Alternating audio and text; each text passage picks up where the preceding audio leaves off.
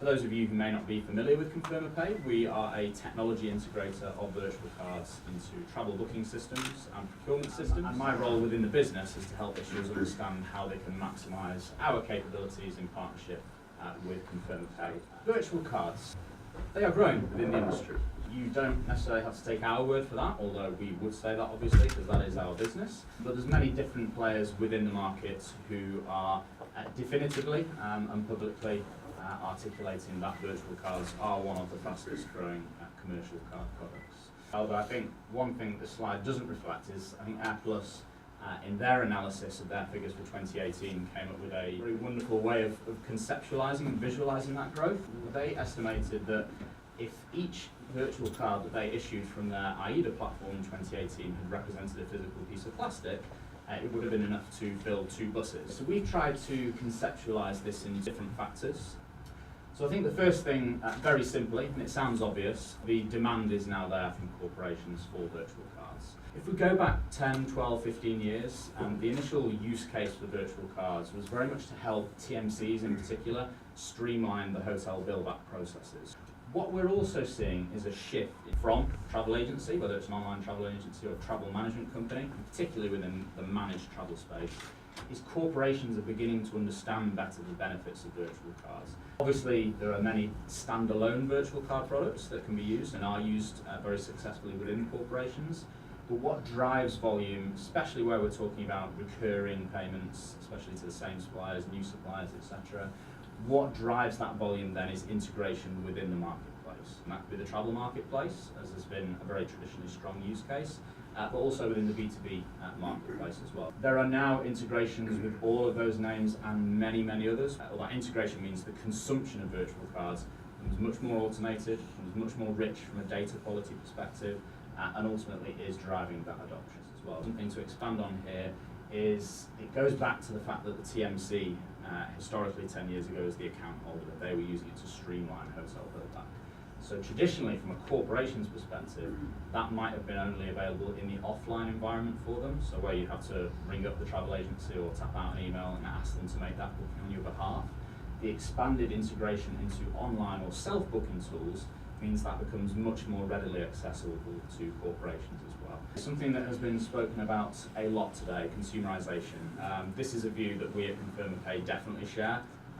The experience that people have in their consumer lives of payment today is very much that it's invisible, touchless, and they're looking to see that replicated in their business experience as well. However, how do you do that in the business context in a safe manner, which allows you as a corporation to balance that traveller centricity with security and corporate governance as well? And this was a piece of research that we labelled the invisible bank of the employee, and it particularly looked to the extent for which, for travel expenses, employees or non-FTEs are essentially funding corporations. And not only a direct personal detrimental effect, but then in terms of how they then make business decisions, it could be travel, it could be non-travel.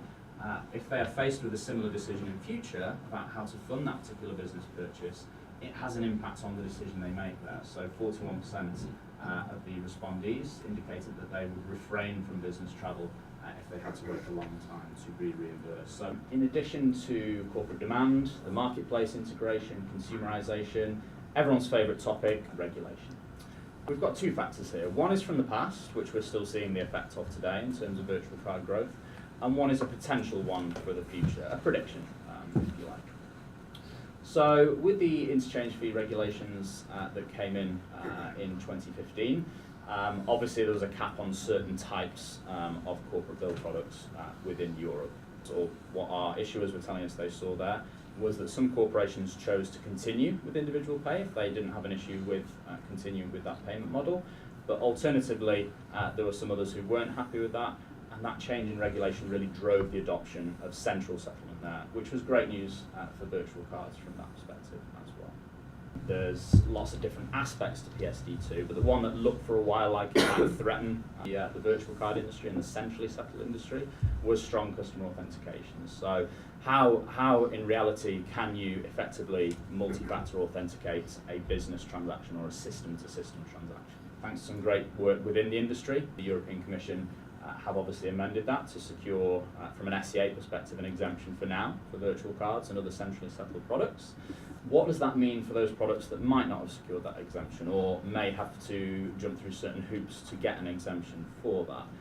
At the moment, what we're saying, or what we're telling the market, is that where those types that aren't exempt introduce payment friction or friction experience for the corporation, that could in the future continue to further drive the adoption of virtual cards as a frictionless alternative. Hotel and low-cost carrier have always been the traditionally readily accessible payment spend types from a virtual card perspective, and that's really the way in which the corporate travel space is operating at this moment in time. That's where the pain points are for corporations, and that's where virtual cards offer not only a way for issuers to access incremental revenue that ultimately would go cardless, but also introduces a better client experience as well. One of the questions we're asked commonly is, okay, I love it for hotel, I love it for certain air carrier types, why can't I do it for scheduled air? Why can't I do it for rail? Why can't I do it for car rental?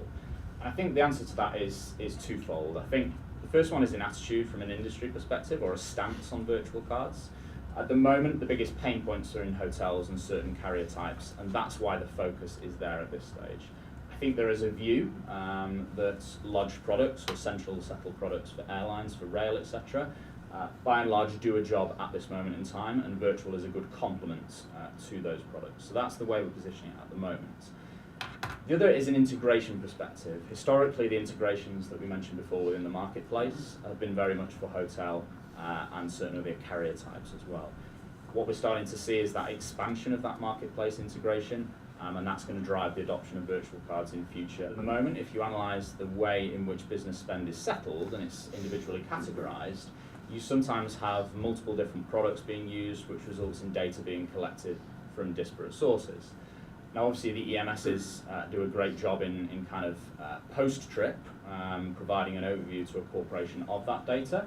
I think our view is that virtual cards will potentially bring that control and that enforcement up front, rather than having to rely on a post-trip reconciliation. As they are today are settled on a virtual card. We're talking about hotels, we're talking about air carriers in the future, rail, etc.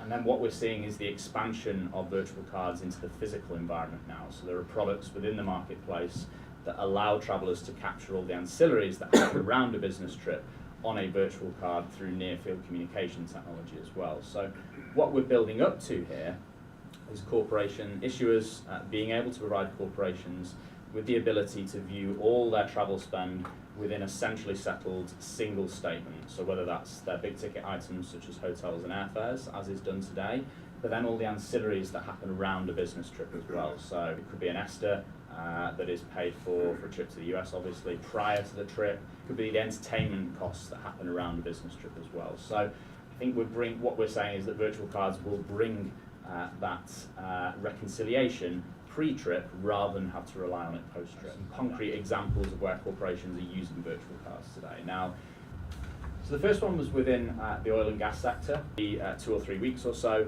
there'd be a crew rotation, and for each crew member, and it would involve a flight into that location potentially, but also a hotel stay onshore, either before going out to the rig or before coming home, having spent time on the rig.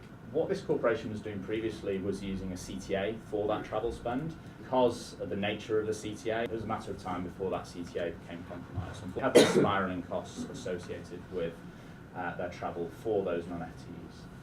So introducing virtual cards virtually eliminated that misuse and also the exposure to fraud, and also ensure that those subcontractors who are travelling on behalf of the company adhered to the corporate travel policy, which in turn reduced their room costs.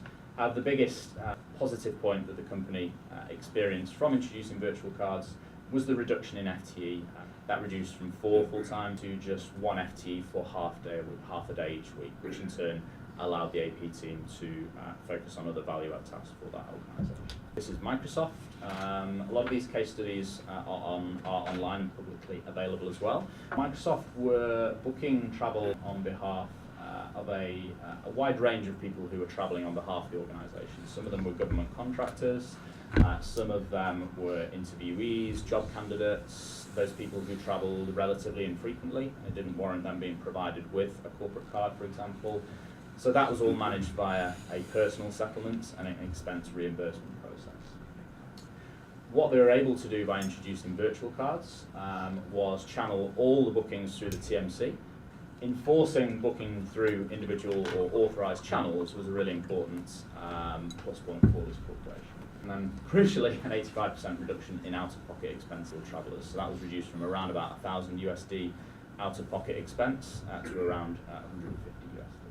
An example with Sodexo, obviously within the facilities management centre. They previously had a variety of payment methods being used via multiple different channels as well, not just multiple different TMCs, but multiple different booking channels as well. They suffered, or their travellers suffered from late reimbursements, partially due to late submissions, but also due to the process that companies had to go to reimburse. The benefits for them for introducing virtual cards were over 75% of bookings through their preferred online booking channels. They freed up FTE to focus on other value-add tasks within the organisation, but also because they unified the payment method, they were then able to better predict billing cycles and cash flow within the organisation. They estimated the total overall savings that they expect to glean from virtual cards to be at 350,000. Key themes there, we keep coming back to traveller centricity, the kind of not requirement but desire to make the traveller or give a better experience for the traveller, and that's obviously been covered on other panels today. But how do you do that in a secure environment which provides corporate governance and allows you to retain control over that programme without allowing people to book through unauthorised channels? And that's where virtual cards can help play a role to combine those two business needs and ultimately provide a better experience and, of course, allow us all to access incremental volume within commercial card transactions.